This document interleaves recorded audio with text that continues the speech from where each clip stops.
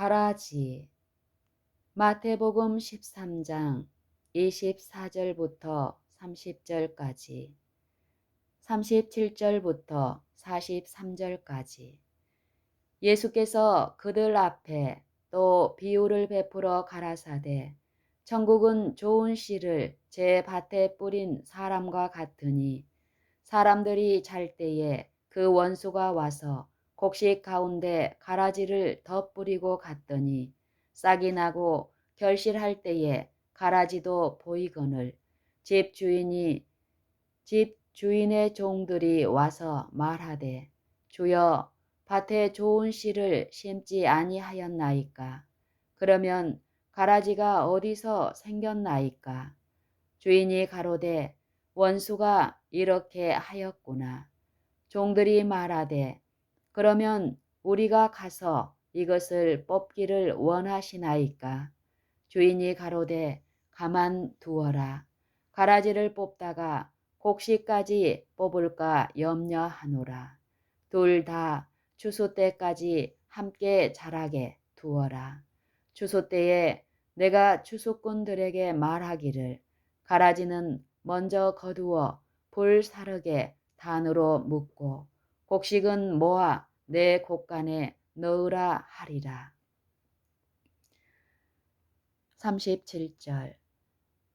대답하여 가라사대, 좋은 씨를 뿌리는 이는 인자요, 밭은 세상이요, 좋은 씨는 천국의 아들들이요, 가라지는 악한 자의 아들들이요.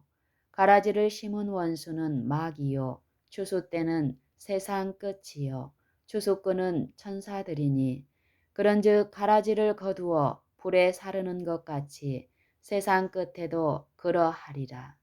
인자가 그 천사들을 보내리니 저희가 그 나라에서 모든 넘어지게 하는 것과 또 불법을 행하는 자들을 거두어 내어 불못불에 던져 넣으리니 거기서 울며 이를 갈미 있으리라. 그때의 의인들은 자기 아버지 나라에서 해와 같이 빛나리라. 귀 있는 자는 들으라. 또 비유를 베풀어 가라사대, 천국은 좋은 씨를 제 밭에 뿌린 사람과 같으니, 사람들이 잘 때에 그 원수가 와서 곡식 가운데 가라지를 덧뿌리고 갔더니 싹이 나고 결실할 때에 가라지도 보이거늘. 밭은 세상이라고 그리스도께서는 말씀하셨다. 그러나 우리는 이것을 세상에 있는 그리스도의 교회를 의미하는 것이라고 해석해야 한다. 이 비유는 천국에 관한 것과 사람의 구원을 위한 하나님의 사업을 묘사하고 있는데, 이 일은 교회를 통하여 성취될 사업이다. 성령은 온 세상에 편만히 계셔서 어디서나 사람들의 마음을 감동시키고 계신다. 성령은 온 세상에 편만에 계셔서 어디서나 사람들의 마음을 감동시키고 계신다.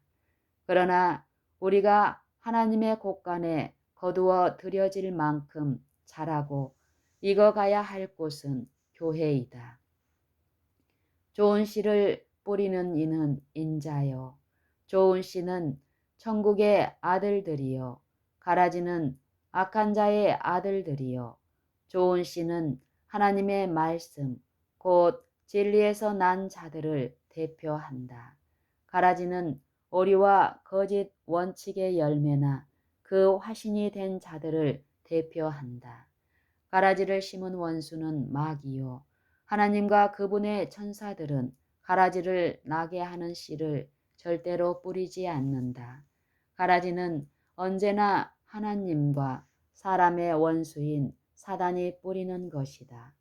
동방에서는 사람들이 원수에 대한 보복으로 새로 갈아놓은 상대방의 밭에 곡식과 흡사한 유해한 잡초의 씨를 뿌리는 일이 있었다.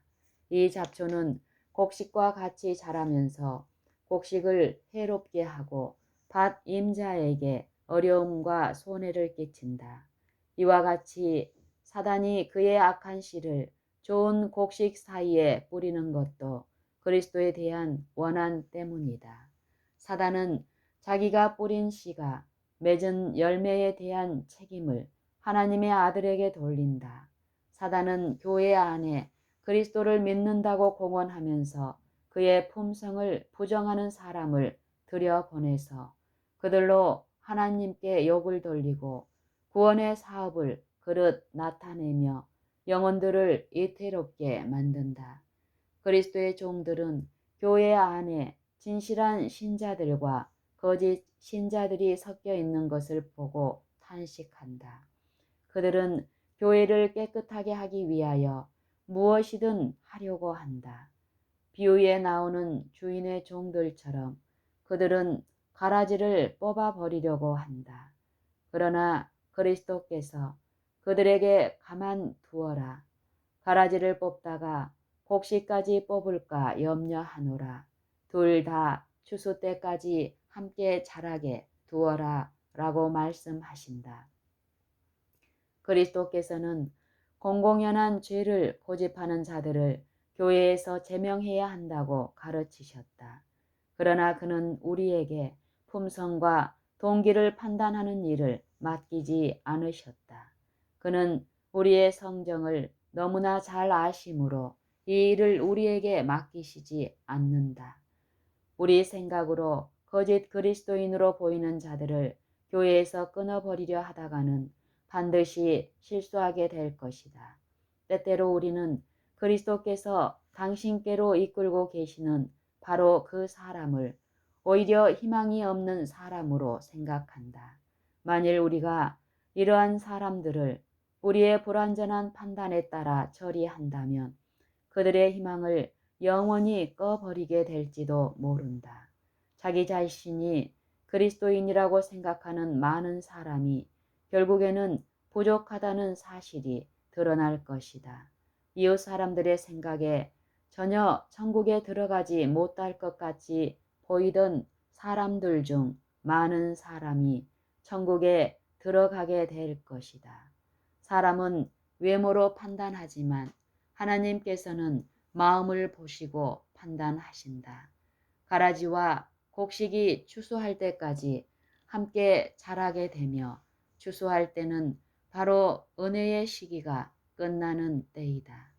구주의 말씀 가운데는 또 하나의 다른 교훈, 즉 놀라운 인내와 부드러운 사랑의 교훈이 있다. 마치 가라지의 뿌리가 곡식의 뿌리와 서로 얽히게 되는 것처럼 교회 안에서도 거짓 형제들이 진실한 제자들과 밀접하게 연결되어 있을 수 있다. 이러한 거짓 신자들의 본성이 완전히 드러나지는 않을 것이다. 그런데 만일 이러한 사람들을 교회에서 끊어버리려고 하면 그런 일이 없었더라면 흔들리지 않고 견고히 서 있었을 다른 사람들까지 넘어지게 할 수 있다. 이 비유의 교훈은 하나님께서 사람들과 천사들을 취급하시는 일을 통해 설명되고 있다. 사단은 기만자이다. 그가 하늘에서 범죄했을 때에 하나님께 충실한 천사들까지도 그의 내심을 충분히 간파할 수 없었다.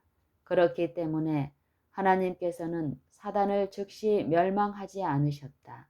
만일 하나님께서 당장 그를 멸망하셨더라면 범죄하지 않은 천사들이 하나님의 공의와 사랑을 오해했을지도 모른다. 하나님의 선하심을 의심하는 것은 마치 나쁜 씨와 같아서 죄와 재난에 쓴 열매를 맺게 된다. 그러므로 그의 본성이 완전히 드러나기까지 악의 장본인을 그대로 놔두셨던 것이다. 하나님께서는 긴 세월을 통하여 악의 역사를 바라보아야 하는 고통을 견디어 오셨다. 그리고 그분은 사람이 마귀의 악선전에 미혹되도록 버려두지 않으시고 오히려 무한한 갈바리의 선물을 주셨다. 이는 귀한 곡식이 뽑힐 위험이 있기 때문에 가라지를 뽑을 수 없었던 것이다. 그러므로 우리도 천지의 주제가 되시는 하나님께서 사단에 대하여 오래 참으시는 것처럼 우리 동포들에 대하여 오래 참아야 하지 않겠는가? 교회 안에 교인답지 못한 사람이 있다고 해서 세상 사람들이 그리스도 교회의 진리를 의심하는 것은 온당치 않을 뿐 아니라 그리스도인들도 그러한 거짓 형제들로 인하여 낙심하지 말아야 한다. 초기 교회는 어떠했는가? 아나니아와 삽비라와 같은 이들도 그리스도의 제자였으며 마술사 시몬도 침례를 받았다. 바울을 버린 데마도 한 신자로 여겨졌다. 가룟 유다도 사도 중 한 사람으로 계수되었다. 구주께서는 한 영혼도 잃어버리기를 원치 아니하신다. 예수께서 유다를 취급하신 경험이 우리로 하여금 그분이 패역한 인간에 대하여 얼마나 오래 참으시는지를 알게 한다. 그는 우리에게 당신이 참으신 것처럼 참으라고 부탁하신다. 그분은 세상 끝날까지 거짓 형제들이 교회 안에 있을 것이라고 말씀하셨다. 이러한 그리스도의 경고의 말씀에도 불구하고 많은 사람이 가라지를 뽑으려고 애쓴다. 악인이라고 생각되는 사람을 벌하기 위하여 교회는 세상 나라의 권력을 의존해왔다. 교회가 정해놓은 신조들과 다른 자들을 소위 그리스도를 대표한다고 하는 자들의 교사로 옥에 가두고 고문과 사형을 자행했다. 그러나 이런 행동을 교사한 것은 사단의 영이요 그리스도의 영이 아니다. 이러한 방법은 세상을 자기의 지배 아래 묶어두려는 사단의 방법이다. 이단이라고 생각되는 사람들을 이와 같은 방법으로 처리하므로 하나님은 교회를 통하여 그런 나타내지고 계신다. 그리스도께서 비유를 통해서 주시는 교훈은 남을 판단하고 정죄하라는 것이 아니고 스스로의 부족을 느끼고 겸손하라는 것이다. 밭에 뿌려진 모든 씨가 다 좋은 곡식이 아니듯이 교회 안에 있는 모든 사람이 다 그리스도인이라고 할 수는 없다. 잎이 청청할 때에는 가라지와 곡식이 거의 비슷하다.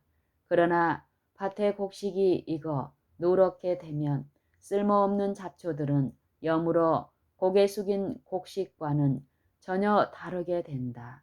경건의 모양으로 가장한 죄인들이 한동안 참된 그리스도의 제자들과 섞여서 외형상 기독교인으로 간주되어 많은 사람을 속이고 있지만 이 세상의 추수 때가 이르면 선한 자와 악한 자 사이에 현저한 차이점이 드러날 것이다.